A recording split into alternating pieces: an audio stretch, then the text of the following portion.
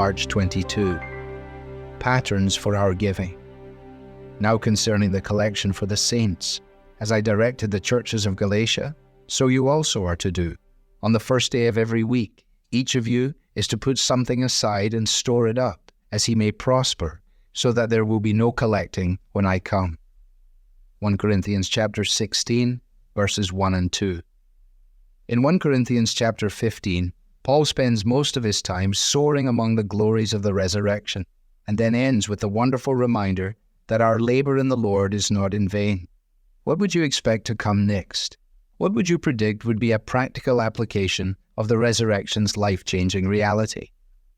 I imagine your answers would not include financial stewardship, and yet this is precisely where Paul takes his readers. Now concerning the collection for the saints.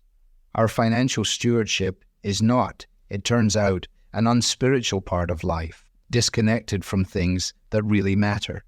Rather, stewardship is an aspect of the work we do in the name of our risen Lord on this side of our own resurrection. While Paul's instructions here were given specifically for a collection for the believers in Jerusalem, they are instructive for us in our own contexts. There are 3 principles that he lays out, and each should shape our own giving. First, Paul wants giving to be regular and deliberate. On the first day of every week, each of you is to put something aside and store it up as he may prosper. This was to take place on the first day of every week. For many of us, regular giving keeps us disciplined and prevents us from waiting until we feel like giving. Whether it's weekly, monthly, or at other set times, regular giving is Paul's wise instruction. Second, giving should be proportionate. Funds were to be set aside by each person as he may prosper, or, as the NIV puts it, in keeping with your income. That leaves the details very much with the individual. God is the one with whom we need to deal, because he's the one who searches our hearts, and he knows whether our giving is in keeping with what he has given into our care. Third, we are to give to our family of faith first and foremost. The collection to which Paul refers is being made in churches and for churches. Where we are spiritually fed is where we contribute first.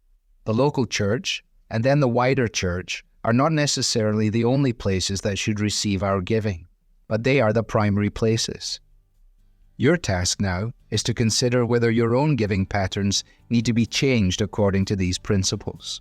Ultimately, this is a personal matter, but it is also a profoundly spiritual matter, flowing out of our love and devotion to our Lord Jesus Christ, who has risen, is reigning, and shall return. Be assured, therefore, that as you strive for faithfulness in your giving, that striving will not be in vain. Devotional material is taken from the Truth for Life Daily Devotionals, copyright Alistair Begg, published by the Good Book Company. This reading was digitally created for Truth for Life and is used with permission.